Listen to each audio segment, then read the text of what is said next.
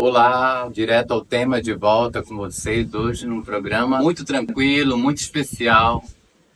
Hoje contando com uma figura muito importante, muito querida nesse campus, né? Hoje nós estamos aqui com o professor João Jesus. No momento em que Altamira se projeta para a possibilidade de se constituir uma universidade autônoma, a Universidade do Xingu, é tempo de fazer um balanço da trajetória do campus até aqui. É tempo de refletir sobre o passado, o presente e o futuro do campus. O professor João Jesus é o mais antigo entre os professores deste campus. O Direto ao Tema vai registrar esta fala, recheada de experiências e vivências da experiência universitária, da experiência literária, da experiência docente, da experiência de amizade, de bem-querer entre os pares. O João Jesus é uma pessoa muito simpática, muito fácil de conviver. Então, neste momento, nesta tarde maravilhosa, na beira deste rio, como ele sempre gosta, como ele sempre prefere, nós estamos aqui para ter uma conversa prazerosa com o professor João Jesus. Vamos lá. Professor João Jesus, é um prazer estar aqui com o senhor e inicialmente agradecer pela sua aceitação em ser entrevistado pelo nosso canal, Direto ao Tema. Muito bem, professor. Quem é o professor João Jesus? Quem é essa ilustre figura, João Jesus? João Jesus vem de uma família de ribeirinhos do Baixo Amazonas, mais precisamente Almeirim, que nos anos de 1970 chega ao município de Altamira. Chego então com apenas o curso de ginásio normal, faço o segundo grau no Instituto Maria de Matias, e aí com o projeto de interiorização da Universidade Federal do Pará, em 1986, quando ele se projeta firmemente com o vestibular especial, em agosto. E em 1987, entro para o curso de letras da primeira turma. Em seguida, eu faço bacharelado e licenciatura em Ciências Sociais. Faço também especialização em docência de ensino superior e mestrado. Então, com essa base, com o diálogo entre esses conhecimentos, é que eu me firmo professor aqui no campus, de onde fui aluno com muito prazer e com muita alegria, à beira desse rio que eu gosto de rio mesmo. Professor, mas me fale um pouco da sua trajetória familiar. O senhor vem de Almeirim, vem para Altamira. E como é que a sua vida ela vai tomando um sentido aqui? Como é que é esse caminho de construir família? Como é que é isso? Professor, a gente chega aqui com uma ideia, meus pais para cá, eu com o projeto da Transamazônica, né? Terras oferecidas pelo INCRA, mas acontece que há dois projetos do INCRA. Um que é oficial, chamado pelo governo federal, e outros que se agregam. E aí, para o lado dos agregados, o apoio não é tão forte, considerando o oficial, e aí o pessoal fica um pouco mais de lado. Mas eu já vinha com a intenção de continuar estudando aí com Maria de Matias, porque eu vinha também de um colégio de freira, que era do ginásio normal, lá de Almeirim. E constituir família aqui foi interessante, porque também Goiás estava vendo uma família, que era a família da moça que lá pelos anos 85, se tornou minha esposa. Sim. Então, nós nos encontramos aqui na área, ela de família simples, igual a minha, e o município de Altamira era grande naquela época, era considerado o maior do mundo. Então, qualquer parte dessa área que você chegasse aqui era Altamira. Hoje não, hoje você já encontra outras realidades. Já tem Vitória do Xingu, já tem Brasil Novo, tudo separado. E nós ficamos pela área do Porto, que é Vitória. Hoje, Vitória de Xingu. E por ali eu comecei a trabalhar em 83, como professor do Estado, um tipo de contrato.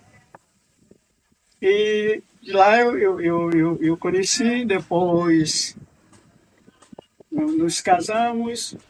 A Marilene, ela tem uma simpatia muito grande pelo senhor. O senhor sempre dá palestra, não sei se você lembra dela, mas sempre dá palestra na turma dela, convidada por ela lá. Foi no Daís, e hoje ela está no Polivalente. E nós nos conhecemos, constituímos família aqui. Vindo ela de Goiás e eu atravessei o Xingu. Né? Oh, olha só, que união, hein? Seu João, me chamou a atenção na sua fala, essa ideia, quando o senhor fala em dois projetos, né, que era o projeto oficial do governo, que vinha com uma infraestrutura, e vinham outros projetos menores, mas que não tinham infraestrutura. O senhor está dando uma ocorrência interessante, né? O que seriam esses projetos que não tinham muita infraestrutura? O projeto que não teve infraestrutura inicial foi aquele chamado de colonização espontânea.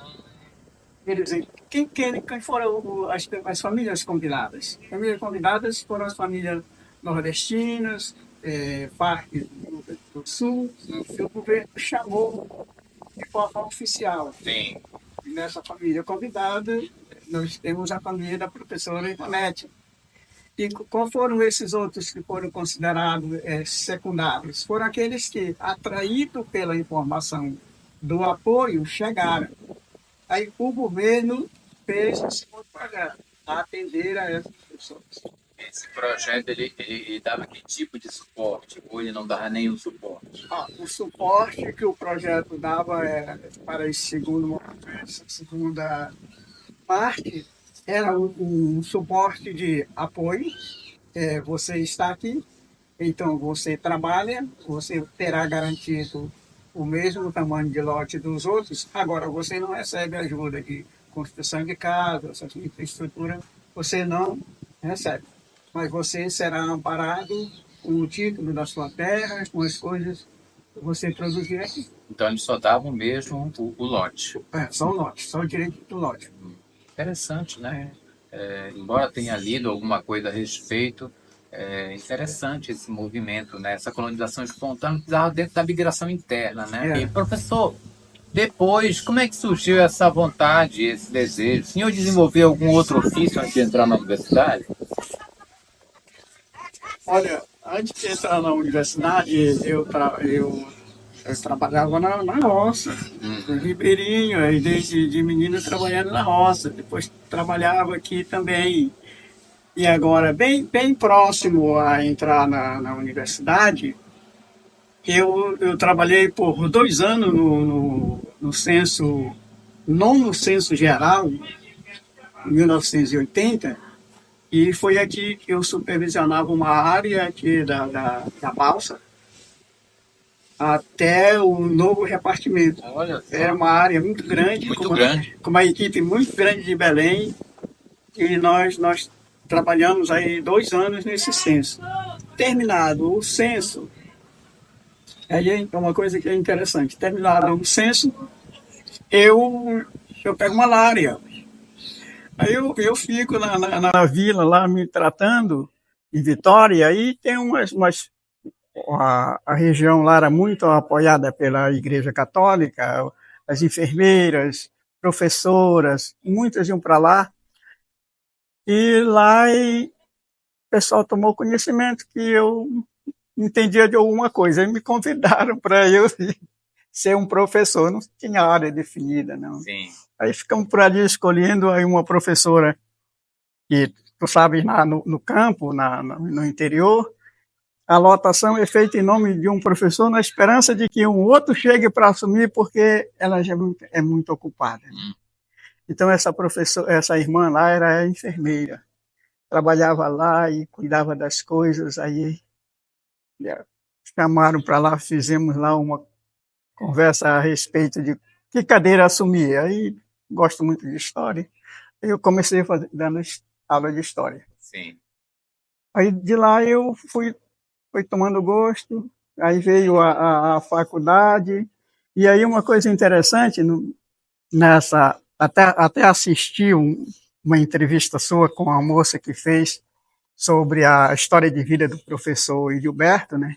Com o professor Gilberto fui muitas vezes a Santarém, a companhia dele, nós tínhamos que fazer curso de capacitação, porque a gente tinha formação, né? Então a nossa capacitação ela valia pelo ano. Quer dizer, você ia falar um treinamento de língua portuguesa para determinadas séries.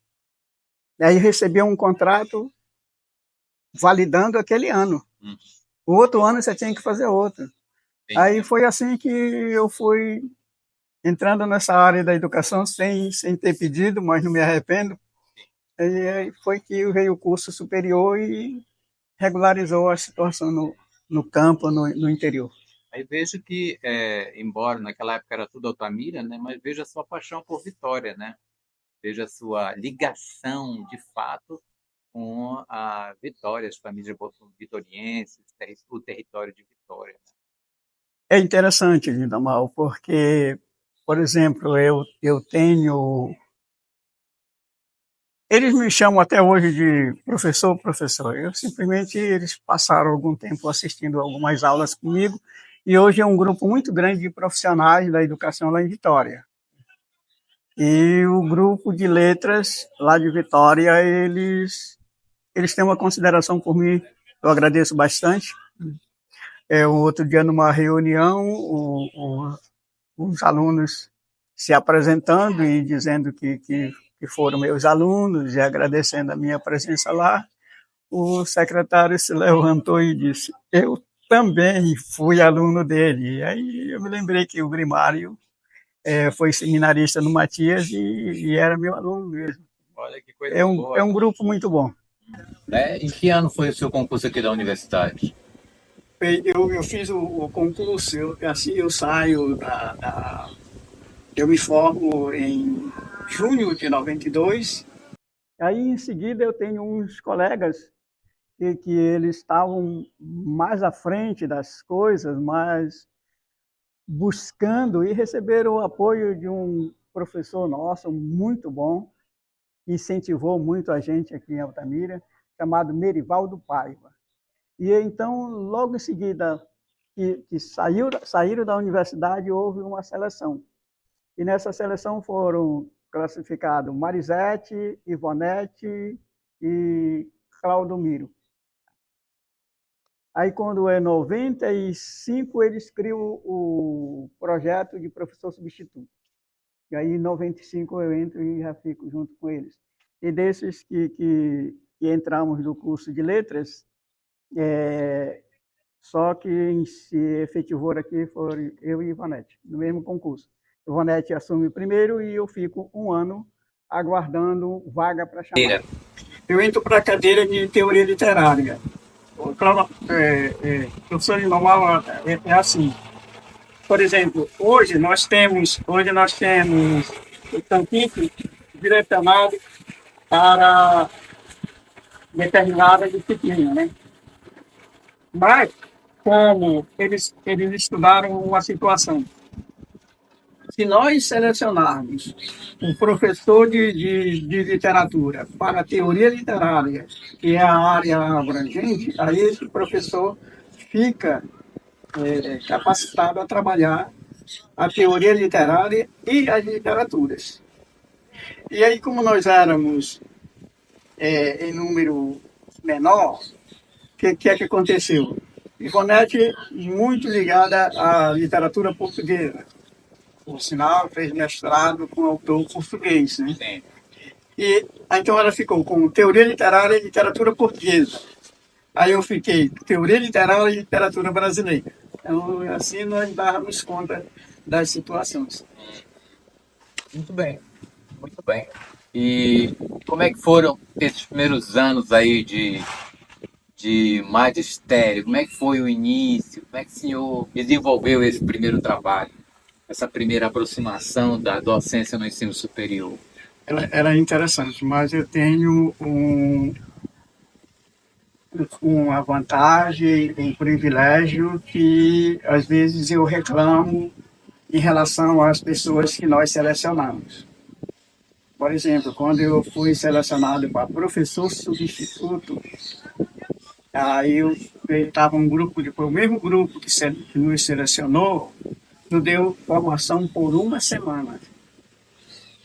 Por uma semana nos deu formação. Professores, olha, é assim que se comporta, é assim que age, é assim que fala com o aluno, os limites são esses, os textos, como eles são aplicados, e aí eles nos orientaram por uma semana esse agir com o professor. É claro que o tempo vai ensinando, mas a gente já tem alguns pontos. Hoje a gente não vê isso, ele seleciona o professor e deixa ele para lá se virar. Sim. É um pouco preocupante essa situação, eu acho. Que uma orientação da forma de agir, como agir, ela é muito bem-vinda. Sem dúvida. Essa foi a primeira parte da nossa entrevista. A segunda parte nós vamos fazer de uma maneira mais apurada, no ambiente fechado, onde a gente possa discutir os produtos literários do professor João Jesus. Vamos lá.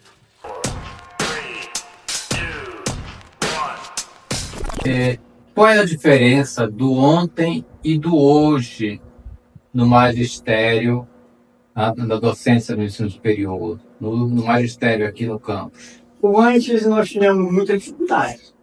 Início, a dificuldade tanto do ponto de vista do corpo docente, como de apoio logísticos, dos materiais, mas isso não impediu, você é testemunha do crescimento que nós temos hoje, né? Isso não impediu que o campus chegasse ao ponto que nós estamos hoje. É claro que faltam muitas coisas ainda, mas os passos, um após o outro, foram vencendo as dificuldades mais cruciais que o campo tinha na questão do magistério, tanto do ponto de vista do corpo docente, né, como do ponto de vista de apoio logístico. Muito bem. Professor, hoje o senhor trabalha com várias áreas, né, vamos dizer assim, várias disciplinas, né? A literatura brasileira, mas também a literatura brasileira de expressão amazônica. O senhor trabalha também com antropologia cultural e cultura brasileira, né? Então esse foi um trabalho, foi uma vocação, vamos dizer assim, que veio se desenvolvendo pelo próprio estudo da disciplina em que o senhor, da cadeira que o senhor assumiu após o concurso. E fale um pouco desse caminho que foi se abrindo, dessas questões, como é que foi esse trabalho foi sendo feito, como é que o senhor foi conseguindo construir, né, essa prática pedagógica até hoje, né? O meu primeiro ponto foi letras. Letras português e suas literaturas, a teoria e as suas literaturas. Nós sabemos que o estudo da literatura, os textos em prosa e versos, eles se utilizam de personagens. Esses personagens, eles são representativos de situações sociais de uma determinada época.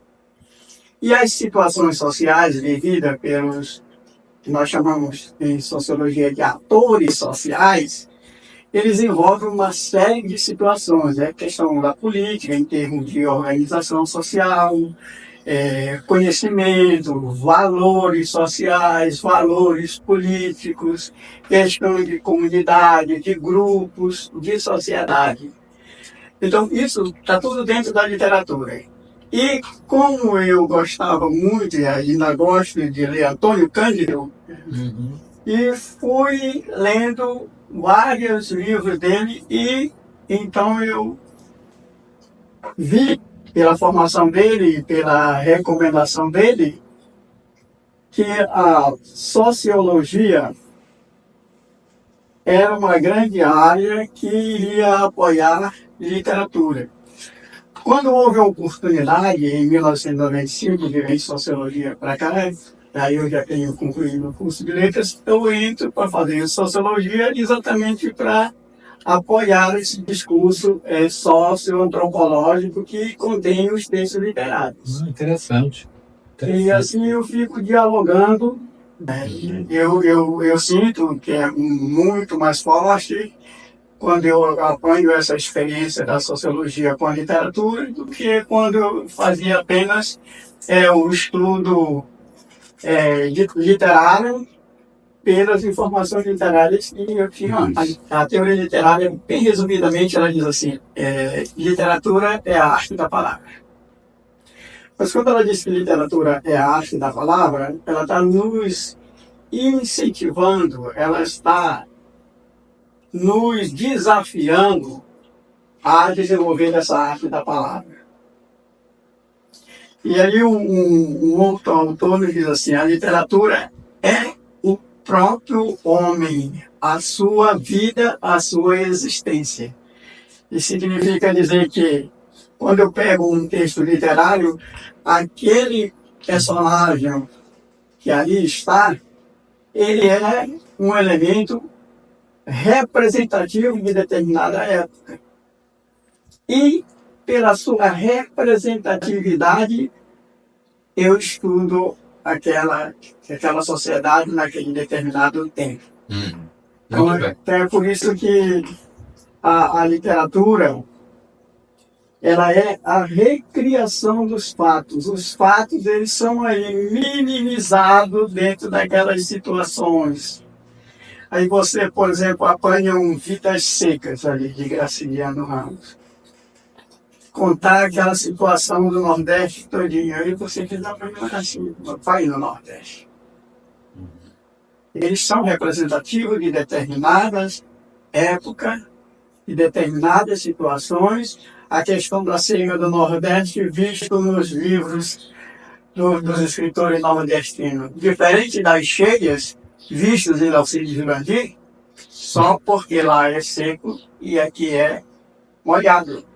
Mas as questões e os problemas sociais têm o mesmo peso para quem vive esses problemas. Sem dúvida. Mas, professor, a literatura também tem do autor dentro dela?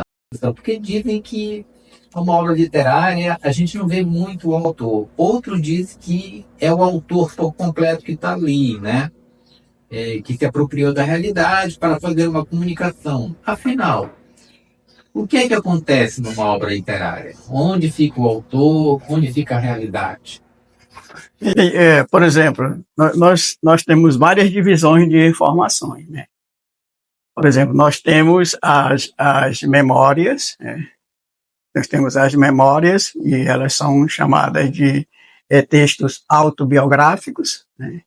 Então, numa situação como essa, o autor está se utilizando da sua própria informação, da sua própria condição social, para levar conhecimentos que certamente vai ser aceito por muitos eleitores que vivem também a mesma situação do autor. Nesse caso das memórias, ele está bem acentuado dentro, né? Embora ele tente disfarçar por ali com alguns mecanismos que existem, mas ele está bem acentuado.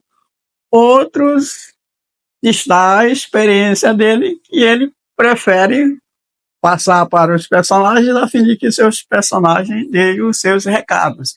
Então, quando ele cria o personagem, aí não cabe a nós, por exemplo, se os personagens, como em Rubens Fonseca, usar de baixo calão, aquilo não pode respingar no autor.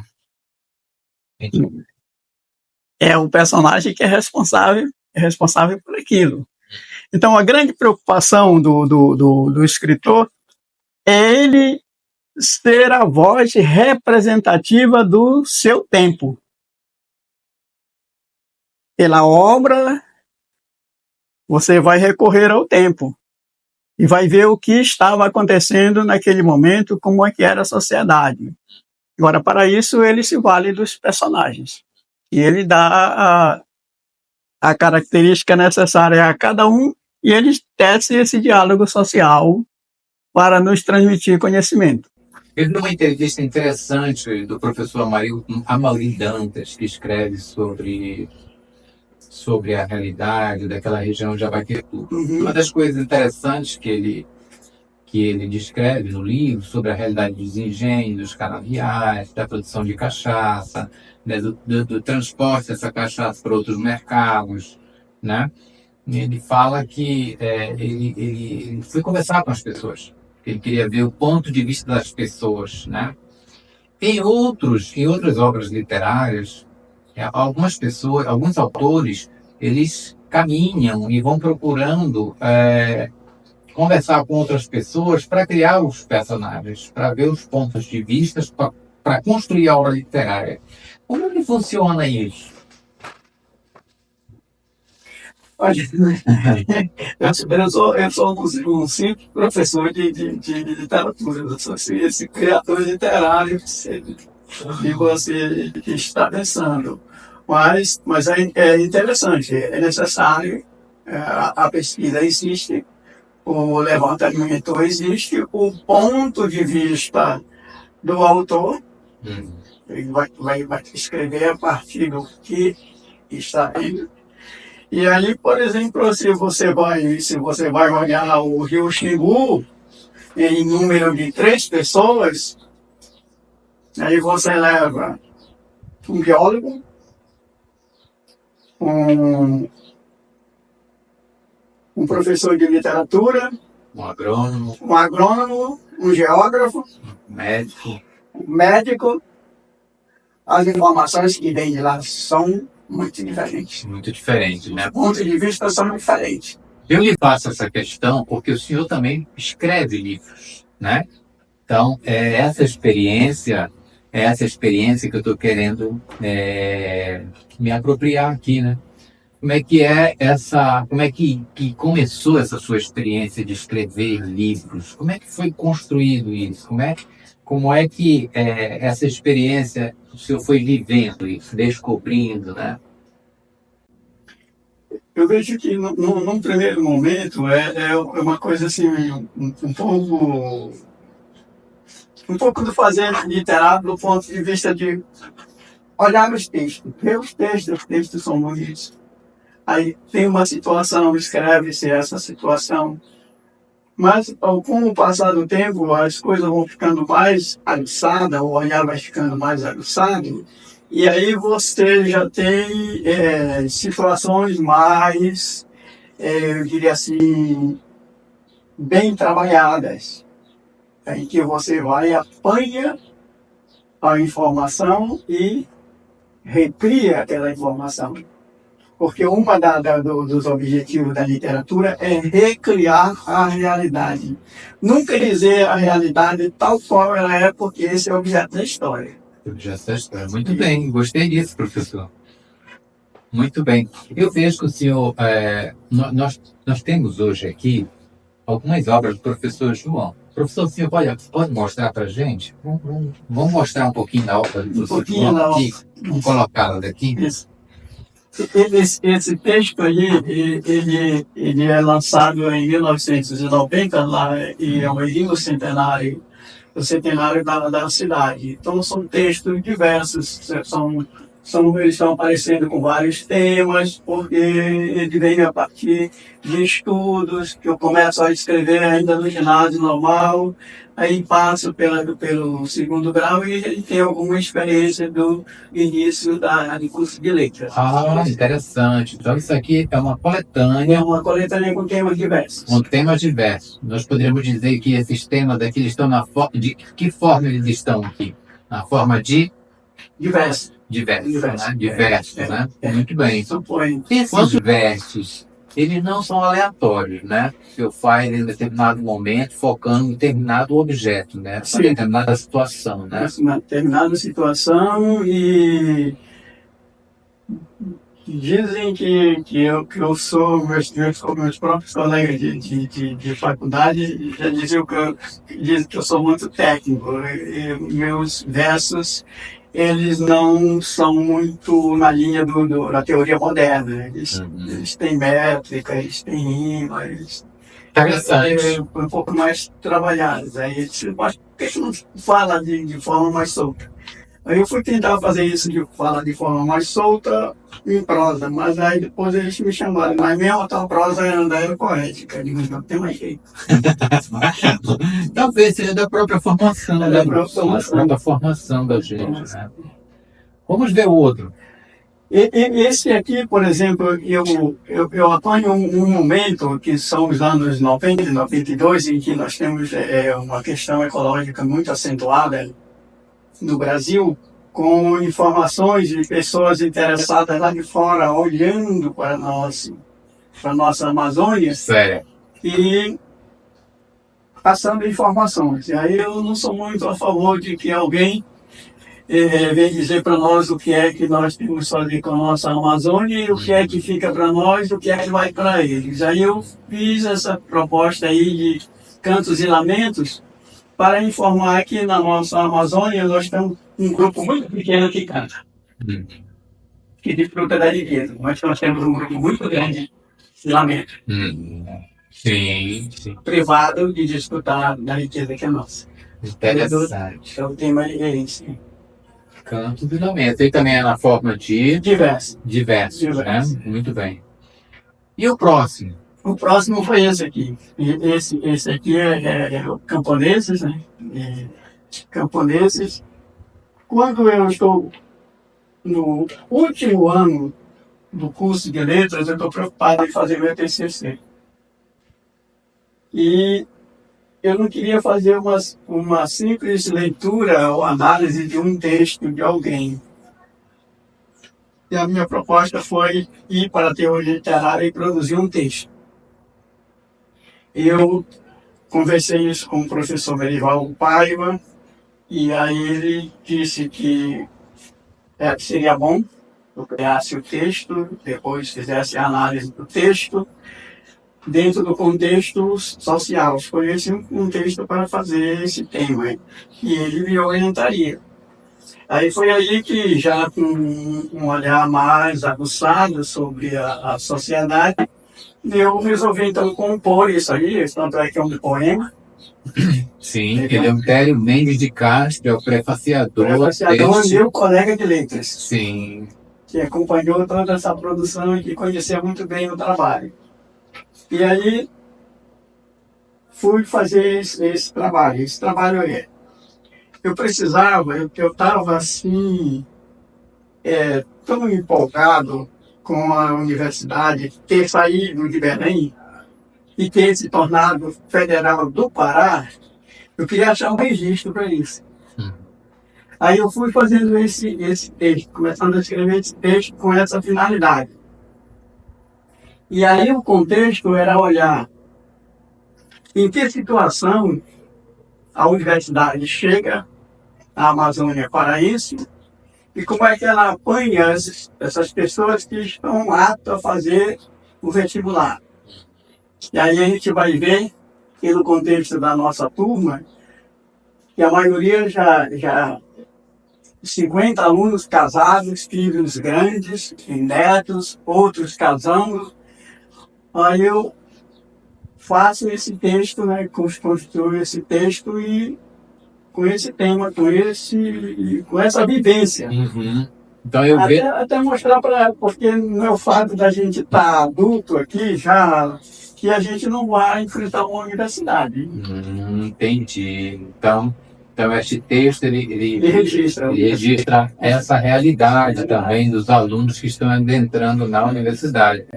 Então, nós podemos dizer que Camponeses ele registra o status da sociedade, mais exatamente da condição dos dos alunos que estão entrando na universidade, né? Muito bem, interessante. E a chegada dela ao interior se tornando federal do Pará mesmo, e não apenas de Belém, porque é nesse momento que ela chega na Amazônia. Muito bem. Eu tenho este livro, eu já li, mas a conversa com o autor é outra coisa, né? A gente consegue pegar de uma maneira mais direta o sentido do livro. Então, camponeses, vivemos numa região de fronteira agrícola, né? Habitada por camponeses. Né? Camponeses. Muito bem. E é tão interessante, eu tenho um registro numa crônica em que eu também registro a chegada da Universidade Federal do Pará, em Professor Lindomar. Nós estamos numa área de fronteira tão grande, tão forte, que a última busca que eu fiz tem 2 anos para encontrar no curso de letras quem realmente é da região do Xingu e Transamazônica. Sabe quantos tem? Quantos passaram por aqui? 4. 3. Os outros são todos de fora. Eu sou paraense, mas eu vim de outro lugar. Entendi. Então, você percebe a área de fronteira que é a Altamira? E aí tem alguém, esse trabalho que já foi alvo de 2 TCCs, e mais recentemente o professor Itamar, lendo o livro, ele classificou o livro como um trabalho de uma pesquisa-formação. Quer dizer, aí diz assim, não, é o professor João que está aqui dentro da própria formação dele. Tá? E o que é que ele fez? Ele pegou o livro, dentro dessa pesquisa-formação que ele fez, e dialogou, pegou umas páginas aí e entrelaçou com o doutorado dele. Eu agradeci muito a leitura que ele fez. Interessante. Então, Camponeses é um trabalho muito interessante, porque ele retraça aí esse perfil dos alunos da universidade, né? E o impacto da universidade, da própria universidade, né? Próximo livro, professor, o didático, me parece, né? Esse aqui é o livro de Música Popular e Identidade Nacional. Este livro aqui é o meu TCC de Sociologia. Sociologia, olha só que coisa bacana. Meu TCC de Sociologia. Ele trata dos discursos desencontrados que a ditadura militar travou com a sociedade. Discurso e contradiscurso. O que é que nós chamamos de discurso? Discurso é tudo aquilo que vem toda palavra que vem do sistema dominante. Esse é o discurso oficial. O que é um contradiscurso? Um contradiscurso é uma reação de pessoas conscientes que se contrapõem ao discurso oficial em nome da sociedade. E aí eu apanho 22 letras de música da época para ver que algumas delas o governo cooptou para ser o seu discurso. Não foi escrito por encomenda e o autor não tinha esse interesse. Mas aí o governo pega e joga para a Rádio Nacional e faz aquelas grandes propagandas. Moro num país tropical, abençoado por Deus e bonito por natureza. Que beleza! Muito bom. Aí o Jorge Ben não queria dizer isso com voz do governo. Sim. Aí aparece um Dom Ravel com obrigado ao homem do campo por tudo que o homem produz ali. Aí o governo pega, joga isso com voz do governo. Não era a voz dele. Aí vamos se contrapor a ele desse contradiscurso, aí Caetano Veloso, Gilberto Gil, Chico Buarque. E aí o que é que acontece com essas pessoas? Estamos se exilar, né? Para se livrar com os grandes ataques. E Geraldo Vandré, que foi mais claro, mais firme no discurso, esse foi punido diretamente, se exilou no Chile. Sim. Então eu faço essa leitura assim para mostrar o poder da música. Eu vejo aqui o prefácio do professor César Augusto Martins de Souza. Meu orientador. Muito bem, muito bem. Satisfação. Muito bem. Conheçam este trabalho do professor João Jesus. Deve estar na biblioteca, né? Muito bem. Um trabalho sobre música popular e identidade nacional, discurso e contradiscurso na ditadura militar. Vamos conhecer. Próximo. O próximo é esse aqui, o Caminho do Rio. O Caminho do Rio, ele é uma experiência na prosa, na prosa livre, do cotidiano, e são pequenas crônicas do dia a dia, e também de cunho memorialista. Eu tenho o Caminho do Rio, por exemplo, contando uma trajetória de alguém que sai da beira de um rio e vai até as cidades pequeninas e consegue alguma coisa a mais que ser um ribeirinho. Então, esse deslocamento ele é uma representação de quê? Da nossa Amazônia. Para onde queremos seguir, vamos estar sempre em contato com o rio. E o rio sempre nos leva para algum lugar. Tá. O senhor deve ter muito claro aqui na sua memória, né? Todas essas crônicas, né? Eu escolhi aleatoriamente uma que se chama Noites de Itapuia. Vamos lá. Noite de Itapuia é assim. A Academia Altamirense de Letras, ela foi fundada em agosto de 2010. Tá? E aí, 2011, foi escolhido o ano de 2011 para dar posse à academia, porque aí nós teríamos mais tempo de conseguir alguns acadêmicos que iriam apresentar suas obras e aproveitar o centenário da cidade de Altamira para fazer a nossa posse. Dar posse à academia, primeiro se deu posse à academia como instituição, dado posse à academia como instituição e a sua diretoria, aí a diretoria toma a palavra e vai dar posse aos acadêmicos. Aí foi uma festa muito bonita, muito grande, com apoio da prefeitura. E Noite de Itapuia é exatamente o discurso, o discurso de posse do presidente da época, que por uma questão de coincidência, era eu. E aí eu falo da Noite de Itapuia e faço algumas referências. Itapuia, eu estou chamando de Itapuia exatamente a cidade de Altamira. E eu começo a fazer algumas referências da chegada dos portugueses no Brasil, como é que eles faziam, com essa prática, como é que ela chegou no interior, essa prática. Trocando nada pelo tudo da região. E assim, todas as regiões elas eram exploradas. E aí, Altamira é uma das regiões que vem muita gente para cá, né? As missões jesuítas, tudo mais, o governo de Pombal, e vai arrancando riqueza. Aí eu tenho algumas informações aí, também informo que a universidade chegou a esse lugar. Mas antes também faço um registro de algumas pessoas que nós consideramos importantes para aquela noite. Por exemplo, quem escreve e compõe o hino de Altamira são pessoas daqui da região. Um é daqui e o outro chega. E eles formam uma parceria, fazem esse canto, cantando nessas coisas todas, soluço magoado. Quer dizer, o que é isso? O que é um soluço magoado? É alguém que sai do seu lugar, vem para outro lugar, e aqui ele está reconstruindo a sua vida, mas com saudade da terra de origem.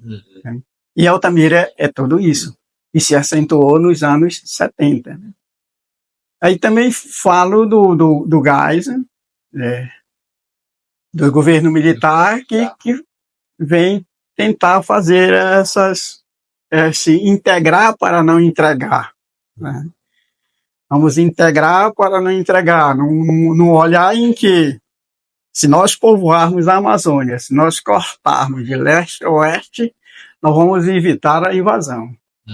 Mas não diziam isso, diziam que era para colonizar, né? Aí passa toda uma situação. Aí vamos então para... No final a gente conclui com uma analogia à hidrelétrica do Xingu. E é um dilúvio anunciado. Um dilúvio anunciado. E eu presto também uma grande homenagem ao professor Ubirajara Marques Umbuzeiro. Acho que você não conheceu. Ubirajara Marques Umbuzeiro, um pioneiro daqui, mas de família retirante de Arco Verde, do Nordeste, que veio para cá. Então ele estudou aqui, nasceu aqui, estudou, fez o científico em Belém, veio para cá e teve um destaque muito grande como professor de geografia e como funcionário do INCRA. Então, quando a Transamazônica começa, com a história de Altamira, começa a atrair muitos migrantes, ele não fica com ciúme, não, né? Ele fica muito alegre e recebe todo mundo. Olha que coisa boa. Recebe muita gente e escreve no livro dele a alegria dessas pessoas estarem chegando por aqui. E eu fiquei entre essas pessoas que nós tivemos a oportunidade de conversar bastante. Então, o Ubirajara Marques Umbuzeiro, ele aparece em 2 crônicas aqui, como aquele que recebe as pessoas, que dá apoio às pessoas, que orienta as pessoas. Muito bem, olha que coisa boa. Professor, o senhor foi o primeiro presidente da Academia Altamirense de Letras. Como é que surgiu a academia? Fale para nós. Nós já tínhamos, como você fala no início da nossa conversa, eu sou muito ligado à Vitória, então eu estava aqui em Vitória, mas eu já tinha informações, uma ligação aqui, por ter estudado no Matias, uma ligação muito forte com os grupos de teatro, grupo de teatro amador de Altamira, grupo de escritores de Altamira. E aí, quando eu venho para cá, que fico aqui mesmo, já a gente pega essa associação dos escritores de Altamira e começa a conversar. Então, num grupo ainda muito, muito pequeno, nós achamos que deveríamos criar a Academia Altamirense de Letras. João de Castro conhece João de Castro? Conheço. João de Castro é um grande incentivador das letras, das artes, amante da literatura de cordel. E aí o João de Castro chega pelos anos 70 aqui no Mobral, o Movimento Brasileiro de Alfabetização. Então ele tem uma influência muito grande. E nós formamos então um grupo com a Associação dos Escritores e transformamos esse grupo em Academia Altamirense de Letras. Olha só, que coisa boa. E está caminhando, né, professor? Está caminhando. Ela já completou as 2 cadeiras, são no número de 40. 40, né? Muito bem. Temos muita gente muito boa lá. Nós temos aí o professor Fernando, lá na academia, muita gente mesmo. Que coisa boa. Temos alguma programação?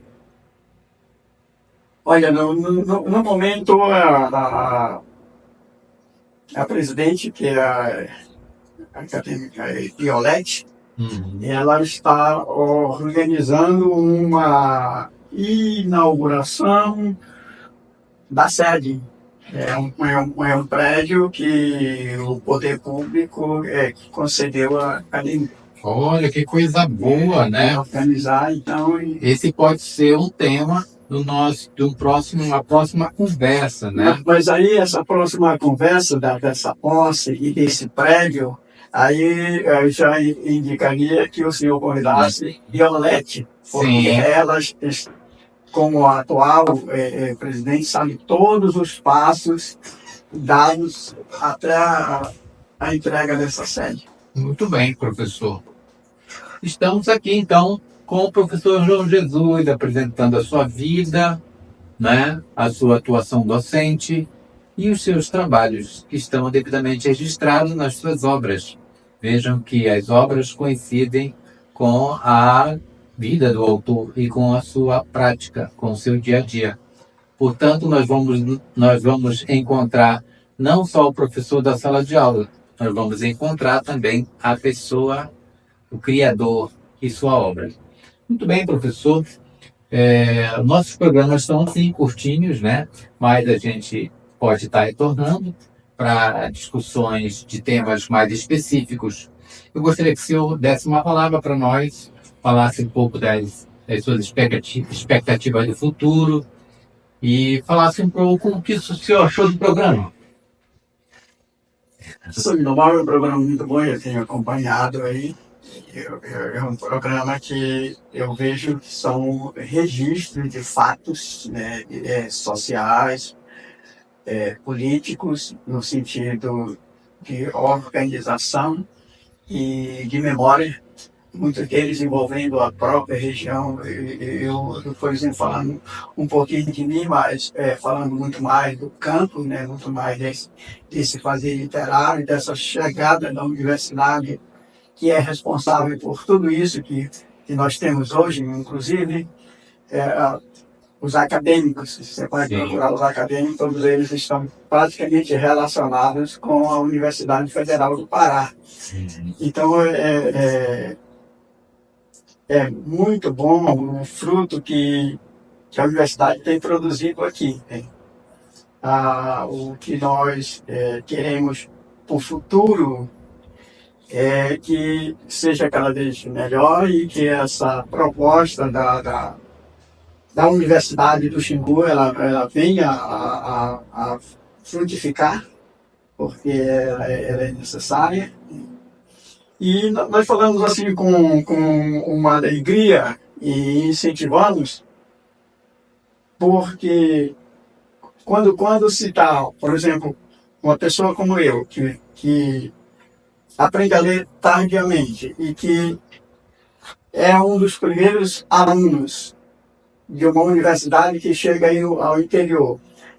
Em seguida, eu tenho a minha esposa que quando eu saio em 92 da universidade, ela entra no mesmo curso. Olha, que coisa boa. E aí, por exemplo, quando nós saímos, as nossas 3 filhas também passaram por aqui. Tem uma que fez licenciatura em biologia, uma fez agronomia e a caçula fez letras. Então, quer dizer, como não desejar o melhor para uma instituição como essa. E pedir que os jovens que estão aí nesse ensino médio, no fundamental, olhem para cá com uma luz a seguir, está tão pertinho. Teve centenas de quilômetros daqui. E hoje está na frente de todo mundo. Então, que as pessoas olhem a universidade como um lugar a chegar-se a poucos passos. Muito bem. Essa foi a mensagem de esperança do professor Jesus, que a universidade chegue a todos, indistintamente. Esse é o canal Direto ao Tema. Nunca é demais lembrar de estender as nossas orações e a nossa ajuda ao nosso povo, nossos irmãos do Rio Grande do Sul. Quem puder ajudar, faça. Quem não puder, materialmente, pode encaminhar suas orações aos nossos irmãos. Estamos finalizando mais um programa Direto ao Tema com o professor João Jesus. Esteja atento para o próximo programa do Direto ao Tema. Venha conosco. Curte, comente e compartilhe. Todos são nossos convidados. Grande abraço.